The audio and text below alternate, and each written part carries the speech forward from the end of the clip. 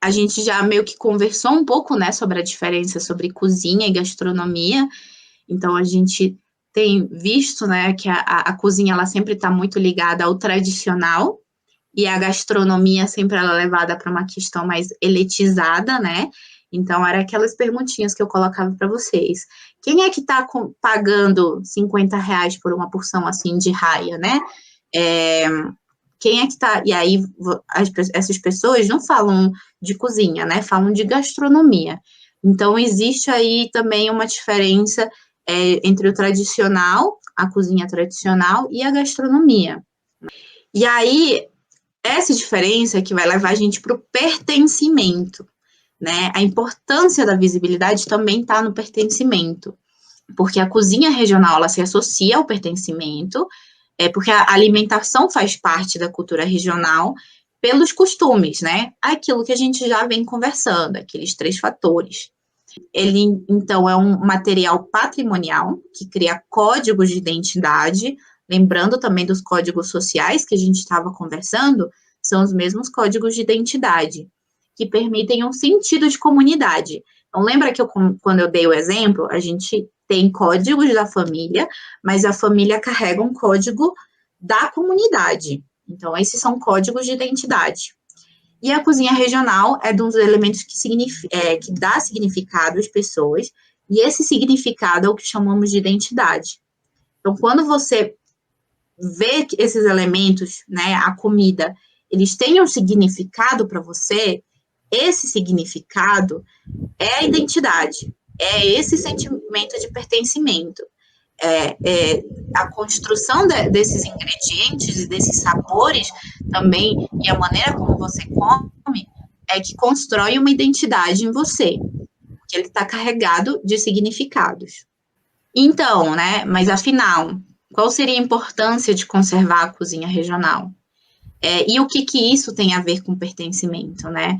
Então, o que eu venho falando, né, com algumas, já dando pistas sobre isso, né, é a soberania alimentar, que vocês possam manter alimentação que os avós e os bisavós de vocês tinham. Então, tá tudo bem comer um estrogonofe, tá tudo bem, não tem problema comer um estrogonofe de vez em quando. Mas não dá para esquecer do peixinho e o caranguejo que é tradicional, né? Então tem que equilibrar.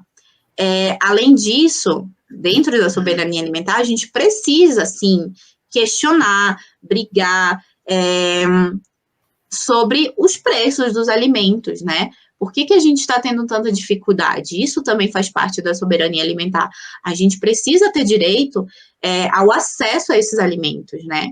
Então, essa é a importância também da gente pesquisar, né? E votar com consciência, né? E nessa questão da soberania alimentar, é importante destacar que o complexo ambiental e gastronômico da Sabiaguaba está inserido dentro de unidades de conservação. E ele é um complexo ambiental, por quê? Porque justamente tem um conjunto de ecossistemas que eu já expliquei para vocês, todos os ecossistemas que tem aí próximos ao complexo, que são extremamente relevantes e que, graças à existência desses ecossistemas, é que se tem os ingredientes para boa parte dos pratos que eles preparam, né? Então, o caranguejo, o peixe, os mariscos, tudo o que eles utilizam para essas preparações sai de lá, sai da área do manguezal, do rio Cocó, do mar. Eles já falaram sobre a questão das frutas, por exemplo, que antes tinha com maior abundância na área das dunas, né? Que agora tem menos. Então, isso também faz parte da soberania alimentar, e na medida em que o meio ambiente está cada vez mais deteriorado e ele não consegue produzir esses alimentos que estão vistos como alimentos, porque são usados como alimento, mas fazem parte do ecossistema, o caranguejo, o peixe, quantas coisas vocês já me falaram que antes tinha e agora já não tem. Então, desde faz muito tempo que se está perdendo realmente a soberania alimentar.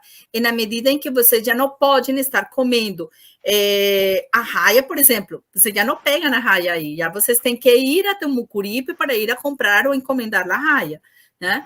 Então, perderam essa soberania alimentar. Por quê? Porque o ecossistema foi deteriorando ao ponto que já não tinha como, já não permitia nem sequer a entrada de arraia, nem nada, e vocês já não pescam, não capturam arraias por aí. Então, isso é perder soberania alimentar. E se, além disso, os outros ingredientes que não são fornecidos pelos ecossistemas, de aí perto, sino que são já de fora, né? O arroz, o feijão e isso, também estão em preços exorbitantes, até para vocês poder manter seu quiosque e ofertar todos os pratos de comida típica, vai ficar cada vez mais difícil. Então, não só está comprometendo sua alimentação do dia a dia, sino está comprometendo também seu negócio, porque ele depende de que os preços sejam acessíveis, porque senão você também não pode colocar os pratos a um valor tão alto que o turista não consuma, né? Então, tem que ter um equilíbrio nessa situação. E aí, da importância de que, lembrem o que eu sempre falei para vocês, serviços ecossistêmicos são as coisas que o ecossistema dá para a gente. E serviços ambientais é o que eu posso dar para o ecossistema se manter conservado, tá? Então, tudo o que eu preciso fazer para conservar o ecossistema, esses serviços, eu preciso fazer para poder garantir a própria soberania alimentar e manter uma soberania de meu negócio também, nesse sentido, tá? Senão, o complexo ambiental e gastronômico vai morrer rapidamente nesse sentido, porque o ecossistema está acabado, porque os produtos são muito caros, porque fica inviável. Então, um trabalho pesado, constante e de muita consciência e determinação em todo o que deve ser feito para conservar o meio ambiente, que isso garante também muito dos ingredientes, tá? E de uma questão política, social, de poder ter acesso a ingredientes mais econômicos de los que vêm de fora também, né? Bom, nisso também tem manter as tradições, né? Então, dentro do manter as tradições, aí está o manter os saberes. Então, por exemplo, uma coisa que eu acho fantástica da cozinha regional do Ceará é que o Ceará, historicamente, se conhece por preparações de comidas de uma panela só, e normalmente em panelas de barro. Isso são tradições que tem que se manter, né? Porque conta uma história, conta a história de vocês, né? E dá para equilibrar, dá sim para manter a panela de barro e manter também as regras, né? Que